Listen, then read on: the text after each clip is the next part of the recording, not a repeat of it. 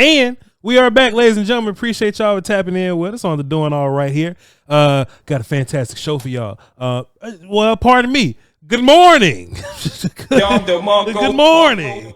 On the Doing All Right. You know what I mean? Some people see, Brian, some people think that we just being late every day and is just negligence the reason that we're not drafting. I mean, that we're not dropping at night. We're dropping in the morning on purpose. Yeah. For now. Yeah. So we're trying to figure some things out, but I know, and this is just like pulling back the curtain. When we get, and you and I are super busy during the football season. Yes, sir. I mean, we got a lot going on. You've got your own channel.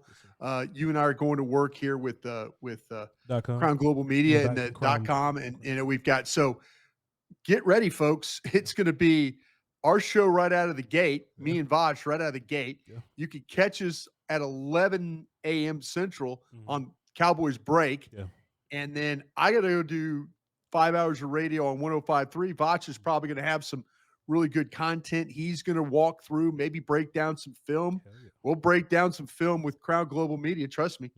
I got a big ass touchscreen ass jumbotron in there. I got a jumbotron thing to be a part of this. So yeah. So if we're just kind of looking at things. I know that some people like, oh, nighttime, but I also see comments where like, oh, drive it into work. Good deal. Get to listen to Voch and Brian. And I'm like, all right.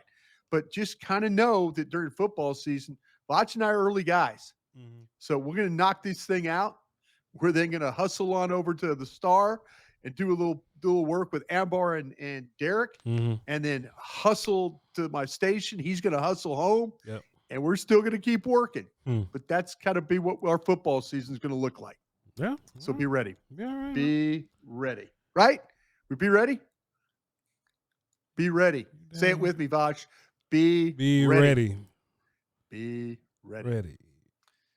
Hey, for any new folks listening, thank you for listening. Thank you for being a part. Voch, you want to tell them about what you're going to do for training camp? July 21st through the 29th. Okay. Me and Broaddus gonna be in Oxnard walking around.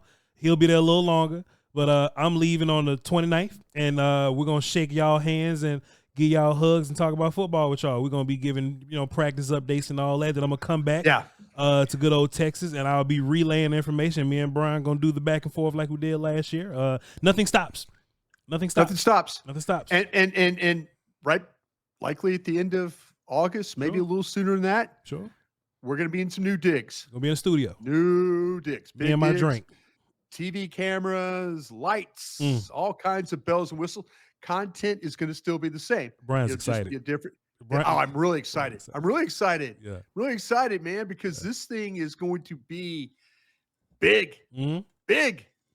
I'm excited about that. I'm excited. I'll be in the same room with you like I am with the break. Yeah. Be able to lean over and no, that's right, or no, I'm wrong. But we've got really some seriously cool things planned. And I'm very, very excited about that. I really, really am.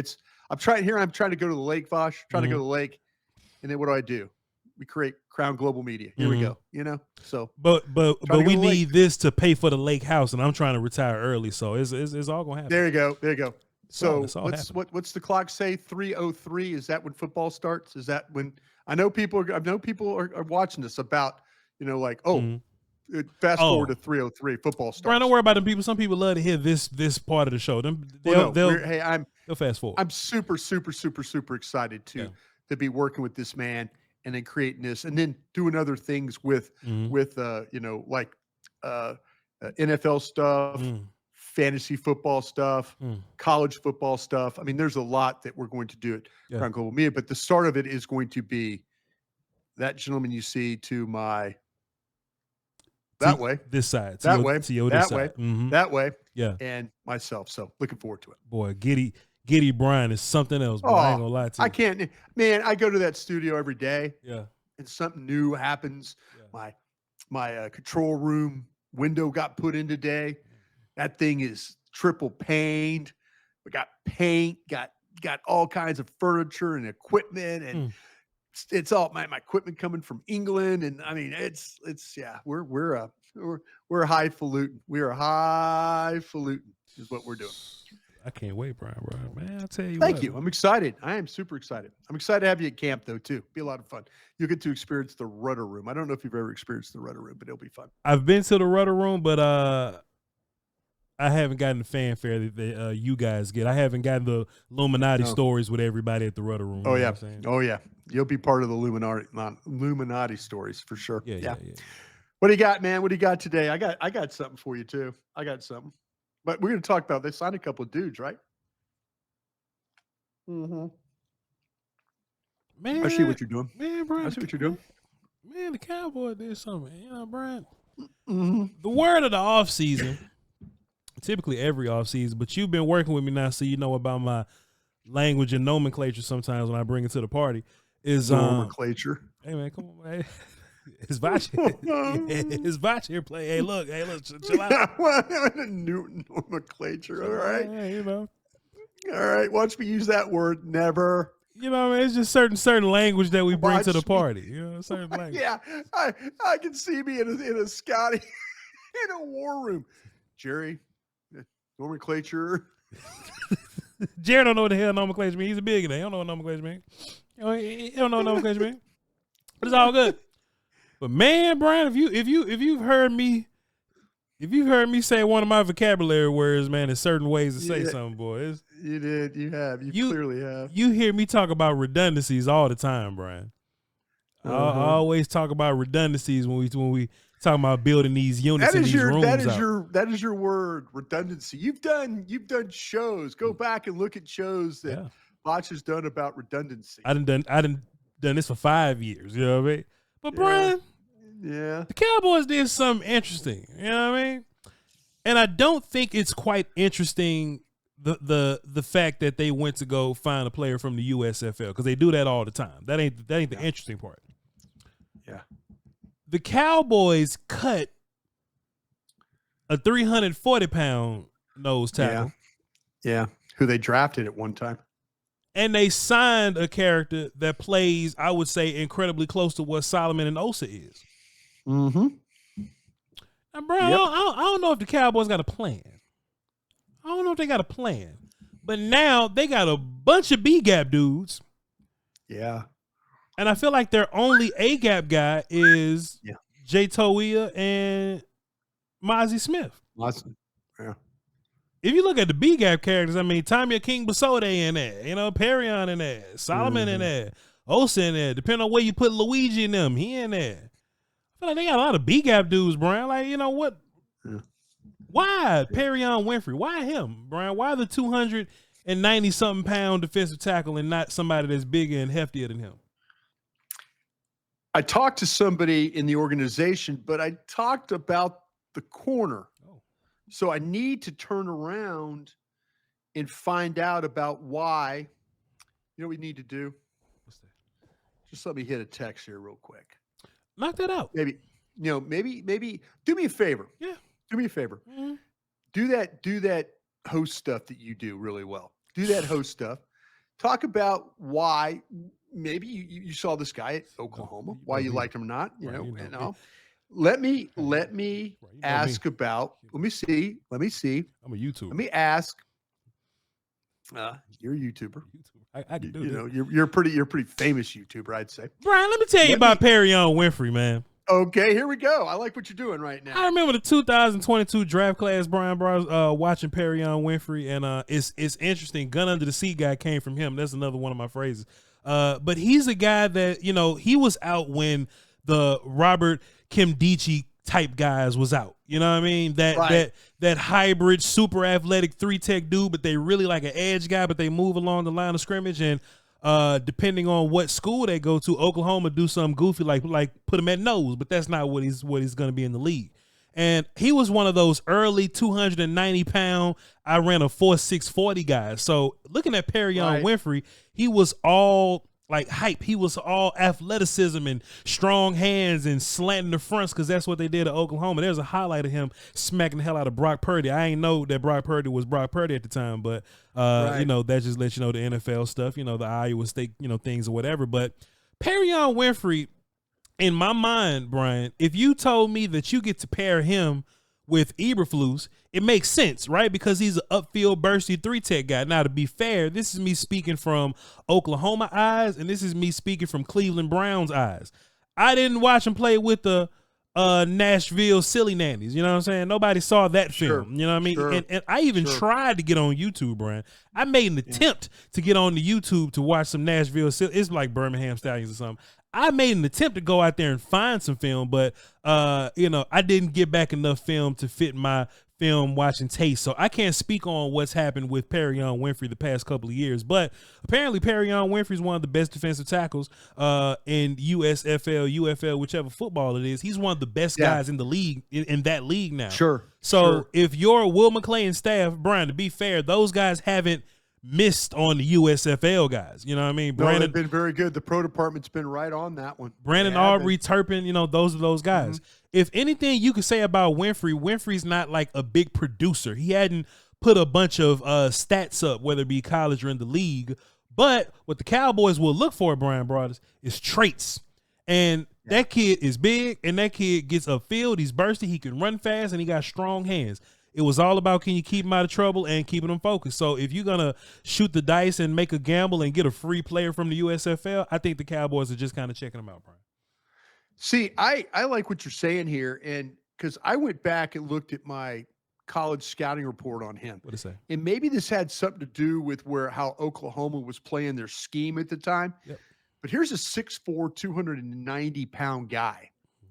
And at Oklahoma, he did play kind of as that nose. He was a little bit of a nose. But then I was saying, I saw the initial quickness to line up and play the 3. But right now it looks like they were playing him there at Oklahoma at the 1. The impressive with the way he comes off the ball and the way he gets in the blockers. I saw upper body strength.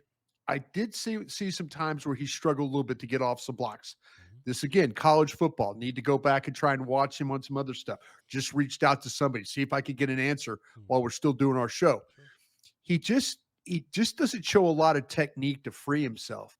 His main plan is to rush into the blocker and attempt to push him back in the pockets. That's kind of some one technique kind of stuff.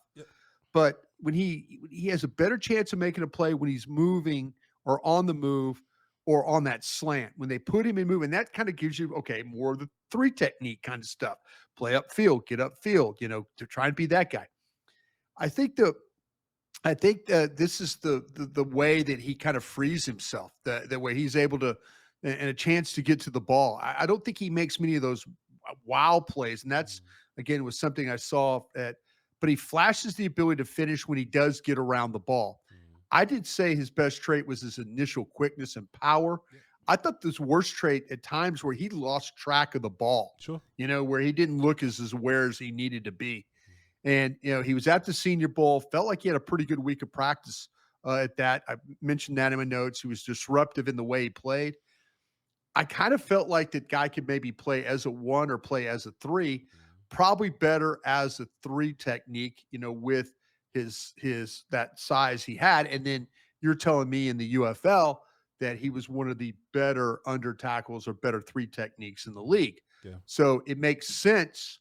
And like I say, I've reached out to somebody in the organization, and maybe they could get back with me on why they did what they did, letting go a 1 technique and then signing a 3. They might tell me that, well, we think this guy can play both the 1 and the 3. We'll see what the answer is.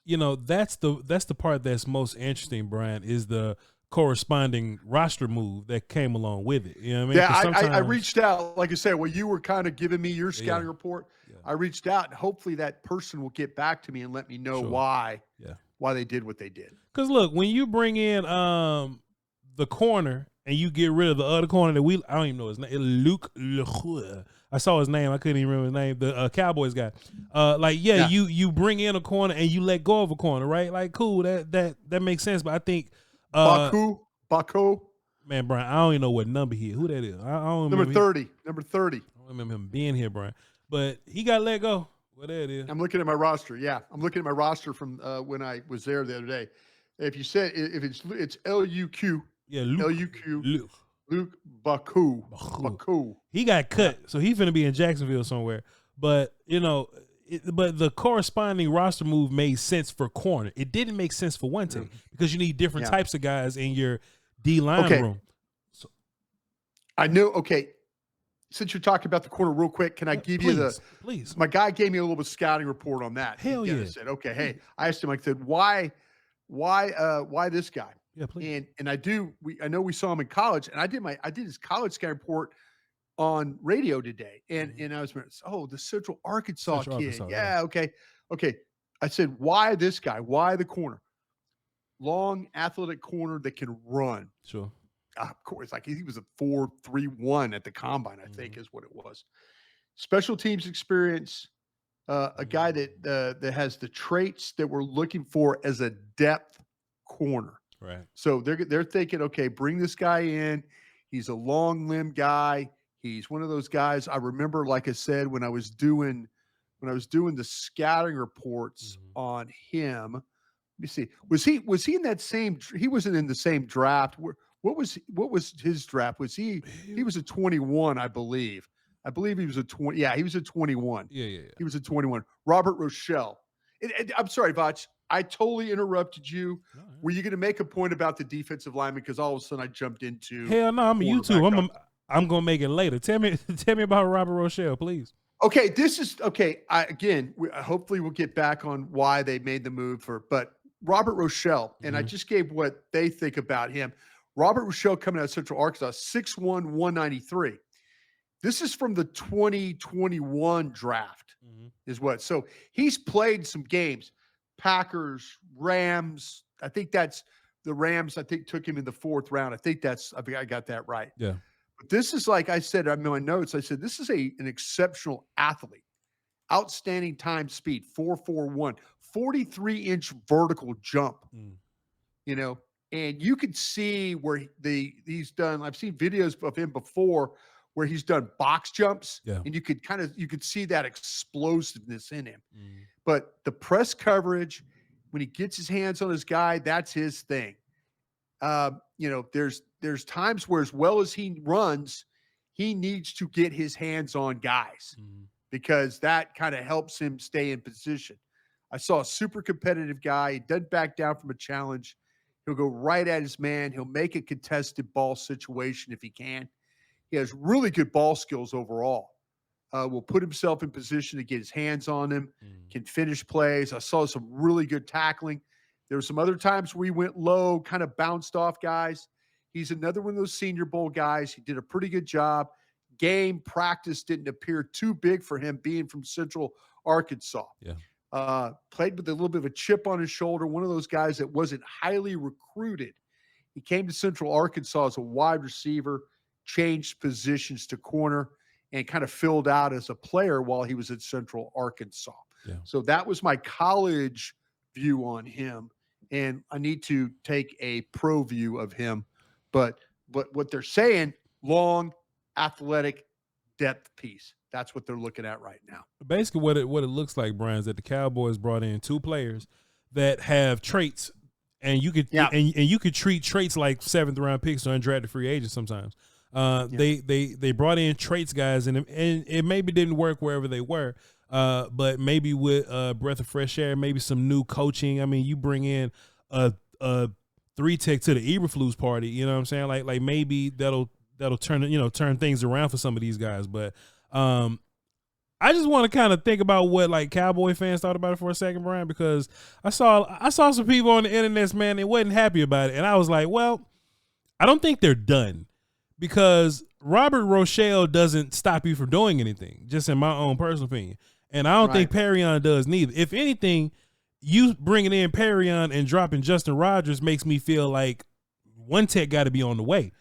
You know what I'm saying? Because I don't think the Cowboys are going to lean into Toia year one, or I don't think they got that much faith in Mozzie like that. So I can imagine somebody 340 pounds is on the way, and corner as well. We still got that Gilmore ticket in our pocket, Brian, but the Cowboys ain't finna give you another George Pickens type acquisition like that. Not 2-1 offseason. There's no way. And I was just looking. There was no way. I was just looking at some of these tackles. Sure. Osa 290. Rogers was 322. Denzel Daxon. Denzel Daxon's only here because he's from the Bahamas and international player, right? International guy. If he was from Delaware, he be in Cleveland or something. I'm not gonna lean on Denzel Daxon. No. Okay, so yeah, they might be thinking of something different there at that defensive tackle spot. Hopefully, I get an answer back from my guy over there, and he can kind of tell me, he can walk me through why it looks like a 3, and unless they feel like their new guy can't play some 1. Is there somebody on this team right now, like we're projecting to be a 3 tech, but they're probably going to be a 1 tech for real? Like Tommy Akingba Sote. Like, yeah, that's kind of what I was doing. He's like a B gap guy in real life, but you think they'll probably put him in the A gap just to kind of see what he looks like there? Yeah, I think so. I think that's something that he kind of I think that's something that we could see that type of a situation. Yeah. Them boys messing with a dangerous game there, Brian Broaddus, but we'll see. Tell me about it. We'll see what happens. Yep. We'll be at Oxnard and we'll break it all down for y'all. But Brian, you had a question that you was gonna ask me, and you said that you was gonna surprise the hell out of me with your answer. I am very intrigued with surprises, Brian. What you got? Okay, this is the beauty of doing a lot of different platforms. Sure. So because you get, and yet this morning, Zach Wolchuk and I were doing Love of the Star, and we did a mailbag segment where we just took all questions, and we had some really, really, really good questions. And I hope the folks that listen to Love of the Star also listen to us, and I'm not trying to regurgitate content, but when something is really good, I'm going to bring it up to you because I always, ask my guys on the show their opinion about it. I want to ask you. I appreciate you. It's the game. The question was asked. You can either sign, tag, or let walk. Or kill. Oh, okay. Let walk. Okay, I got you. Let walk. Okay. Sign, tag, let walk. Okay. The 3 players were Parsons, Pickens, and Bland. Tag, sign, let walk. Out of that group, and tell me why. First of all, I'll say I think I'm well documented with how I feel about these guys, but this does bring a different element with the signing and tagging, and then the whole Micah thing. You know what I'm saying? Yeah. I think the first way you have to look at it, Brian, is which one of these guys won't give you an issue if you tag them. Some players I feel like won't play on a tag. Some players might be thrilled to play on a tag. You know what I mean? A part of me wants to be like, if George Pickens don't give you any trouble, sign him. Yeah. But I can only sign either him or a Micah, which makes this weird. Right. Either way, Brian, I got Bland walking. Sorry. I just think a little higher of these guys. I think I can go draft corner. I just value edge and wide receiver a little bit more. Is what it is. Plus, I just think both those players are just better players. I can't wait till we get to Oxnard, Brian, and Pickens line up against Bland, and I really get messy and start to call out what it is. But I'm cutting Bland regardless. I think if you try to tag Micah, I think he'll try to give you a little attitude and set out on you. Yeah. I don't know if Pickens can command wide receiver 1 money on the market, which also makes this interesting, Brian. But just to stick to my guns, man, I would say you sign Micah. He's the better dude. You keep him around for a long time. I would tag Pickens. And honestly, a tag for Pickens might be more money than what he'll get yearly, just contract wise somewhere else. Yeah. It'll be less years, but he'll get a big ass sum of money if he gets tagged. Right. And I'm cutting Deron Bland, and I'm gonna be sick about that because I really like Deron Bland. But I'll go draft a corner. And I feel cool a little bit. Yeah, I took a totally different approach to this. My approach was, I'm going to tag Parsons. That's going to cost me a lot less than $40 million. I think it's going to cost me 26. Is Parsons going to let you tag him, or is he going to sign it? This is why I'm doing it. I think we're about to see Micah Parsons have a stay-in, or they call it hold out. Mm-hmm. I think he's about to have a stay-in. Now, Brian, I don't think Micah Parsons wants to pay $50,000 a day to not be there. DallasCowboys.com dropped a little mic'd up video with White Cotton in them, and Micah Parsons jumped his ass in them drills, Brian Broaddus. Yeah. So maybe he can't help himself. Maybe. I'm telling you. Oh. I am betting that Micah Parsons won't miss game checks. It might be contentious and ugly and all that you want to say. It might be all that. But bottom line, I think if you really put his feet to the fire, he might fold. Because when it starts, he wants to be a part of and he wants to play. Yeah. But I also think, like, and this might be totally irresponsible and reckless of me, but I think he wants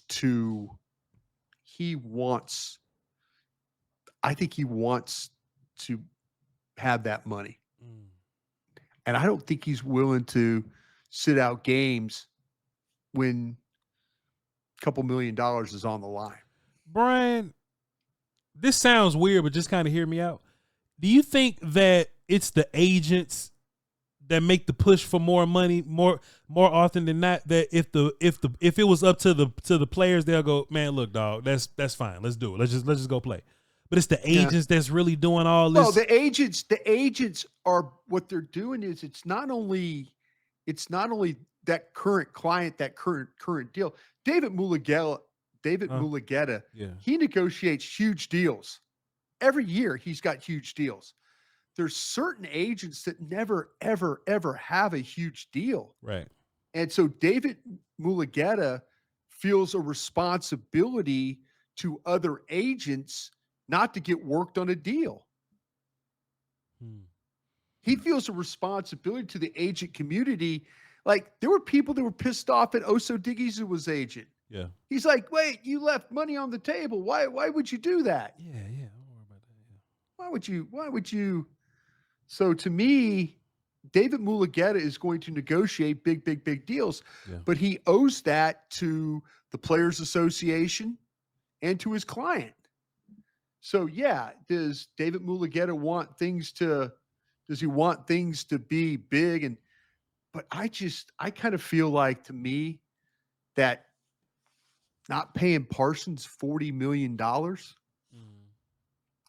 I think I can maybe get. Could I maybe get Bland and Pickens done too? If I don't give him a friend. Now, I mean, with the money you have and stuff like that. Now, but I can only, the way the game is played, I do let Bland walk. Okay. I do. I let Bland walk. Yeah. I think Pickens gonna be a bad boy, Brian. And as long as he stay out of trouble, as long as Pickens ain't tearing up, and look, he don't get in off the field trouble. Like, he don't, like, they don't call the police to his house and nothing like that. But as long as he playing football and he good, Brian, bro, just sign him. Just sign him and bring him back. As long as Ford is here, and let him and Schottenheimer manage him, and let CeeDee Lamb kind of manage him a little bit, man, bring that dude back and let him play 2-3 more years, Brian. Yeah. What they say. Yeah, and I'm answering back. I'm answering back here. So we need to keep talking because I was asked a question with a question, so I'm just answering back. But yeah, I got a response. So I want to make sure that the response is correct. All right, it's 8:42. Okay. All right. But as far as so letting Brian, are we wrong for letting Bland walk? You know what I mean? Like, every time we're gonna have one of these, and please, if you're watching right now and you doing whatever and not driving, don't hurt yourself. But don't hurt yourself. Go in the comments and let us know what you will do, because I think you're gonna get a large majority of people saying move on from Bland. Like let Bland walk and well, get your there might pick. be some people say move on from Parsons. Well, they'd be wrong, Brian. But yeah, I feel. Well, I'm just saying. I mean, there's. Yeah. I mean, how about when Parsons was kind of going through all that stuff? And I'm sure in the comments at 5 a.m, you're absolutely right. Mm-hmm. But there were people that are like, if this guy doesn't want to be here, if he doesn't want to. Let me ask you this, Voch. Yes, sir. If they were to say in this scenario, tag Parsons, does that turn their fortunes around for being the cavemen and all that stuff like that?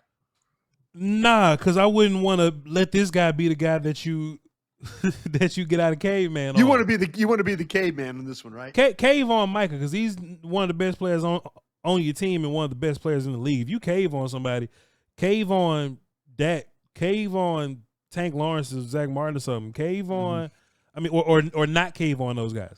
I think like Mike is a guy that you have to retain. I think Tyler Smith is a guy that you have to retain. If the Jones is gonna put their foot down on somebody, let it be Bland. Let it be somebody that is easier to find a replacement for. You know what I'm saying? Right. If you move on from Micah Parsons, Brian Broaddus, we're gonna spend the whole next draft season talking about how much worse the pass rush room is, and then we're gonna draft the pass rush. Then at the end of the day, we're like, man, this pass rush still ain't as good as when Micah was here. So just sign that guy, bring him back, and don't even trip. Yeah. I see. Yeah.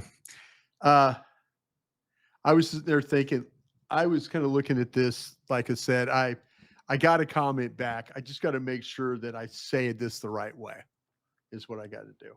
I can mute you until you get it figured out. And then we can well, you got it. You're a pro. You're a professional. Go ahead. No, I think I could figure it out the right way. Yeah. What did they say? A lot of this has to do when you look at have new coaches on the staff. Don't worry about it. I got you. Yeah. I got you. If you want to try and explain it to the audience that might not get it like you did, go ahead. Well, tell me if I'm wrong, Brian. Okay. Justin Rogers was here. Uh-huh. And for some reason, he just ended up in Cincinnati. Uh-huh. And he came back, and maybe I don't know how thrilled Justin Rogers is or how enthusiastic he is. Uh-huh. And maybe these coaches like enthusiasm. So if you ain't going to be enthusiastic and you not my guy, then you can go. So I don't know if this was a roster dynamic thing. Brian Broaddus, we up here trying to make sense out of, well, we lost a 340-pound guy but gained a 290-pound guy. Mm-hmm. Maybe Justin Rogers was going to be gone regardless. And we just bringing in Perrion, Winfrey just to kind of see what the business is. And maybe that means down the line we'll find another 340-pound guy and we ain't got nothing to worry about. Was I close? You're brilliant. All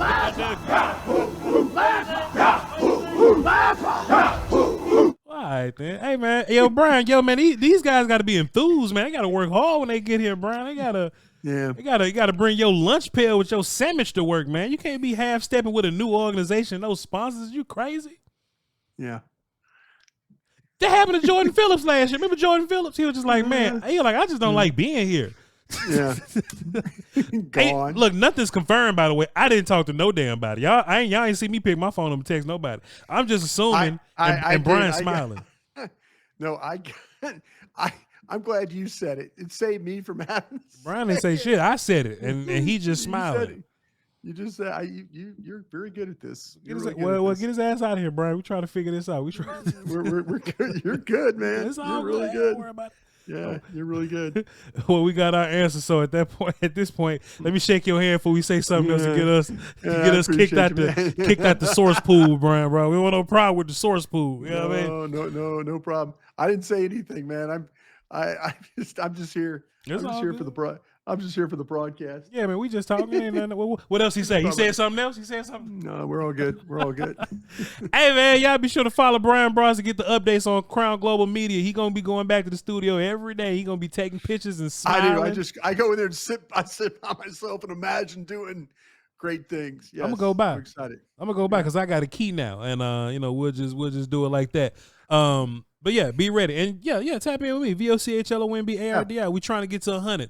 I'm currently at 99.245. So 705. Yes, sir. 755 more people, and we'll be celebrating that week. You know what I mean? So y'all go ahead and tap in with your boy. All right. Brian Broaddus, thank you very much, sir. Appreciate all y'all for watching. Y'all drive safe out there or whatever y'all do in the morning time, and we'll catch y'all on another edition. Now, Brian, we can't work on Juneteenth. I have tomorrow off too. I do. Off the radio? Off the radio. I got tomorrow off. Yes. Let me tell you something. If you ain't doing the radio, we definitely ain't podding. So, see you Friday. Even if Juneteenth wasn't recently recognized as a federal holiday, off the strength, I'm barbecue. Off the strength, say strength. Strength. Off the strength of my ancestors, I ain't working, and I'm gonna go barbecue somewhere, Brian. So it is what it is. Please do. You barbecue well. Goddamn right, Carl Lewis. Hey, we love y'all to pieces until Friday. We love y'all, and we'll catch y'all with some more content. I promise we ain't running out of nothing. We'll check y'all next time. Crown.